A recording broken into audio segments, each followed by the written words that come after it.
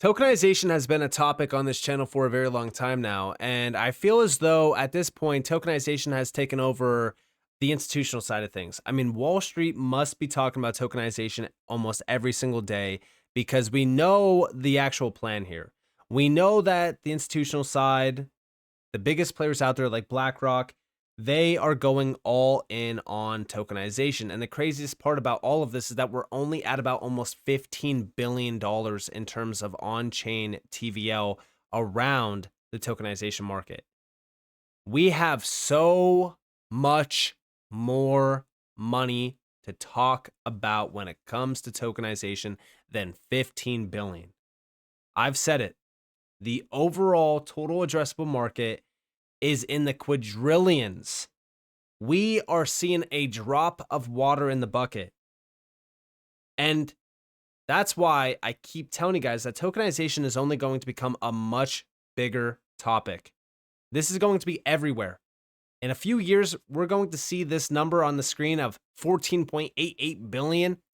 This is going to quickly grow to trillions of dollars on chain. But with that being said, we have a lot to talk about. Welcome to the channel, everyone. My name is Nick. For those that are new to the channel, hopefully by the end of this video, you do become a subscriber. Also, if you guys haven't already, go check out Caleb and Brown. It's going to be one of the first links down in the description below under the exchanges tab. This is your probably the best option, if you will, in the US for a crypto exchange that's completely regulated, 24/7 customer support. I have dealt with Uphold's support many times over. Not a big fan. But Uphold has been a good opportunity for us in the US as well. But Caleb and Brown, I have been liking them a lot recently. And I have been hearing very, very good things about Caleb and Brown from a lot of you as well. So if you guys do want to go check out this exchange, test the waters a little bit, see if you guys like it. I'm sure that you won't be, I'm sure that you guys won't be disappointed. So go check them out and let me know what you guys think. But with that being said, let's dive on in. So, tokenization, if we look at some of these markets, for an example, like stocks, all right? When we look at stocks, only $17 million worth of stocks have been tokenized. That's nothing. Institutional funds, about 534 million. Commodities, about 1.12 billion. Private credit, about 11.81 billion. And then outside of that, global bonds, 121 million. Like, there isn't really much tied to some of these other markets. I mean, stablecoins have been massive. But if we're thinking about what's really going on here, there is a lot more money for us to target. But I feel as though there's still things holding us back from targeting massive amounts of money. And I feel like we're about to see all of that change. Let's go over here. We have over here today, Robinhood CEO Vlad Tenev calls on the SEC to update investor rules and allow equity tokenization for startups. This is very interesting because, again, now all of the big players are lining up. And what do I mean by that? Well, just the other day, we saw Larry Fink from BlackRock yet again. I mean, let's go all the way back to 2022, December, when Larry Fink first started to talk about tokenization in the middle of a bear market when nobody was paying attention. BlackRock has been all in on tokenization. I think last summer, actually, BlackRock was looking to create a tokenized stock exchange. I wonder what their plan is still with that. We haven't been hearing too much chatter about that, but they just said on CNBC the other day, I'm bringing this back up because, again, it's shown you guys how things are starting to shift. So BlackRock started this narrative where he said that he wants, and this is Larry Fink from BlackRock CEO, he wants the SEC to rapidly approve the tokenization of bonds and stocks. Check this out. As a huge believer of crypto and blockchain and tokenization, I want the SEC to rapidly approve the tokenization of bonds and stocks. Now, Ondo said that Ondo is proud to be at the forefront of a seismic shift in the global economy. We're going to come back to that. But one thing that I want to focus on here is the power of BlackRock. If we go back to the Bitcoin ETFs, and I've brought this up on multiple occasions, they got those ETFs approved almost immediately when they filed for their Bitcoin ETF. Gary Gensler even said that he did not want to approve them, but he essentially said, like, hey, listen, I didn't want to approve them, but I had no choice. When BlackRock is telling you what to do, You're going to do it because of the play at hand that they have. They are one of the big players. So now we got BlackRock saying this, and then a few days later we get Robinhood, calling for the SEC to update investor rules to allow equity tokenization for startups. I feel as though we are on the cusp. We are on the edge of one of the biggest shifts in tokenization, especially now with banks being able to custody digital assets and crypto. I feel as though we are about to see this entire market erupt in a big way. But also, we have from rwa.xyz, the same website that I was showing you guys over here, Robinhood CEO Vlad Tenev, tokenization is a technological step change improvement over our current stock markets. The world is tokenizing and the United States should not get left behind. And this is actually regarding his complete breakdown of tokenization over here on why the US must make up for lost time. I mean, this is very significant. If you guys do want to go check it out and go read it, you guys are more than welcome to. I'm not going to waste your guys' time. But this was a great post. This was a great read as well if you are around this space. But outside of this, let's go over to Ondo's post again. So Ondo is proud to be at the forefront of this seismic shift. Well, we know that Ondo is already working with BlackRock's Build fund, or Build fund if you want to call it that. That is a very interesting connection because we know that more recently that Ondo did partner up with Ripple. And this was around, bringing OUSG to the XRP ledger. And we actually have from the CEO of Ondo, excited to partner with Brad Garlinghouse and the Ripple team to bring OUSG to the XRP ledger. Together, we're advancing American leadership in tokenization with a shared focus on compliance, liquidity, and institutional grade innovation. Wall Street 2.0, here we come. That part right there is one of the biggest things to focus on because we will tokenize the stock exchange. The stock exchange will be on chain. The future of stocks, bonds, equities, all of it is on chain through tokenization. This is very significant. Now, also, we have over here bullish. Real world asset tokenization has surged 85% in 2 years.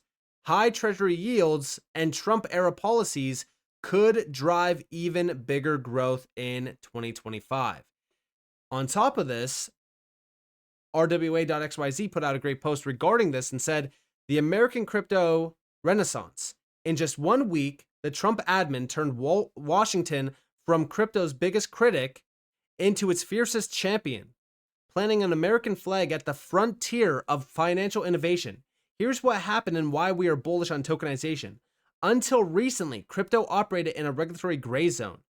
No one knew whether a token was a security, a commodity, or something entirely different.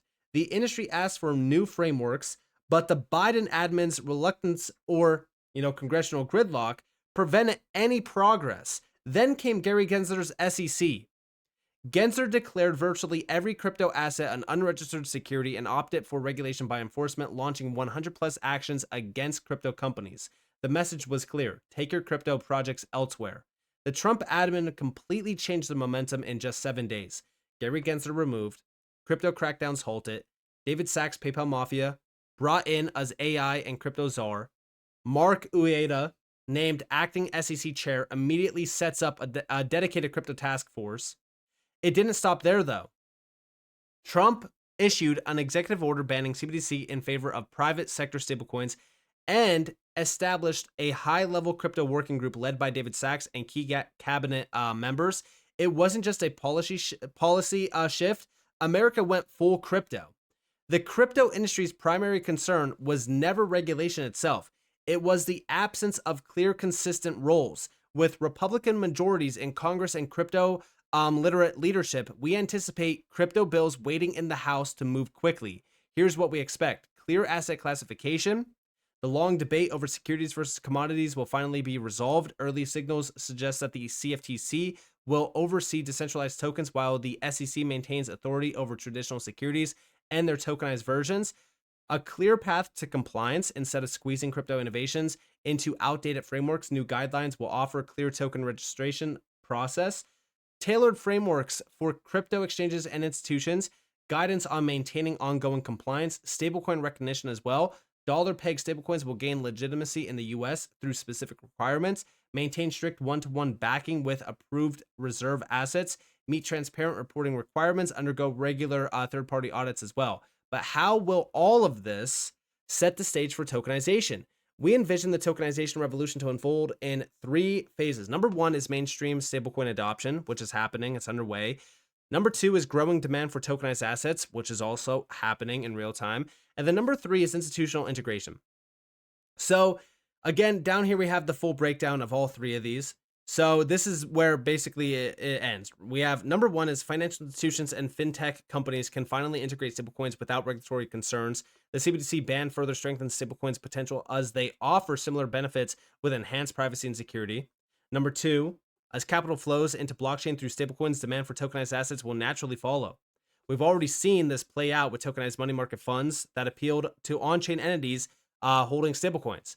Phase 3, institutional integration. With regulations plus liquidity, financial institutions will expand their services in 2 directions. TradFi services, custody, trading, asset management going on-chain, and then blockchain services, staking, lending, yield products, reaching TradFi. With this renaissance, we see renewed investments flowing back to the US crypto projects and innovation returning to American shores. The future of finance is being written, and once again, it's being written in America. Now, this is very, very significant, especially when we really look at what Ripple is doing. Because if we're thinking about Ripple being at the forefront of this as well, because they technically are, now we're seeing the accelerant, around tokenization as well. We have these big players like Robinhood and even, BlackRock calling on the SEC to say, guess what? It's time to rapidly get the ball going here. And this is at the exact same time that we know Ripple's institutional DeFi roadmap for 2025. Multi-purpose tokens for enhanced RWAs, which is happening. That's in progress. Number 2 is Ripple payments integration with private CBDC DEX initially. Now, again, a lot of people think that, all right, well, the CBDC DEX is dead because CBDC was banned. This works for stablecoin CBDCs, anything that's tokenized, even, tokenized deposits around banks, anything that's private. That's what that is utilized for. And then traditional and collateral style lending on the XRP ledger. Guys, that's exactly what's being broken down here in terms of the institutional side of things. This is all mainly focused on institutional DeFi. 2025 will be outstanding for the XRP ledger ecosystem, everything focused on fintech and enterprise adoption while enhancing public net for retail DeFi use cases. Check this out. Definitely. I'm super excited for 2025. A couple big things that we have on our product roadmap on RippleX are the MPT token, which is a new token standard that is purpose-built to support real-world assets. So we've proposed that as an amendment to the XRP ledger. We're waiting for the validator community to decide whether or not they want to adopt that. But we believe that that's a really strong foundation for tokenizing real-world assets. From there, I think while tokenization is a huge tailwind in the industry, eventually, tokenizers are going to wonder, okay, what do I do with it now that it's on chain? How can I extract value for myself or my users? And that's where DeFi protocols come in. So 2 that we're especially excited about are permission DEX. So that will power Ripple payments initially, and then hopefully other institutional trading use cases thereafter. And that basically allows for on-chain decentralized trading in a permissioned environment, but built in a way such that there can be arbitrage with the open markets and really, liquidity maximized in that regard. So perfect kind of rails for institutional trading to be brought on chain. The second one I'm especially excited about is lending on XRPL mainnet. We'll originally start with collateralized credit origination, uncollateralized credit origination with off-chain underwriting. And then from there, start to bring collateral on-chain as well towards the end of 2025. So that really rounds out our focus from a Ripple perspective on XRPL, which is 3 use cases, in particular payments, trading, and then lending, again, targeting those existing fintechs and financial institutions. And yeah, listen, as we really look at the entire infrastructure side of the XRP ledger and what Ripple X Dev is trying to do here, it's all based around making sure that the foundation here is in place for the institutions to fully adopt tokenization. The tokenization revolution is being forged here. I mean, even Zonix, right? Zonix put out a great post regarding RWA tokenization and how we are about to witness a massive shift here for the institutional side. The momentum is growing. We continue to see regulations paving a path for institutions, for the big banks, for all the big players to, dive on in. And all of these players are working with Ripple to bring multi-asset tokenization onto the XRP ledger, or tokenization to the XRP ledger in some sort of way, even Archix, all of these players. And it's so crazy because we're now seeing the biggest players accelerate this. And like I said, when BlackRock or even Robinhood, right? I mean, Robinhood is not nearly as big as BlackRock. Robinhood doesn't have much, pull in the game, but BlackRock does. And if BlackRock is saying like, hey, we want the SEC to rapidly approve this, 9 times out of 10, it's going to happen. So keep a close eye out on this, because we're about to see a seismic shift happen in the global economy. So with that being said, I hope that you guys enjoyed this video. If you guys did, definitely leave a like, subscribe, so notifications on because more free content. You guys are more than welcome to follow me on Twitter and join the free Discord down in the description below. And with that being said, guys, it's been Nick. Thanks for watching. Peace out.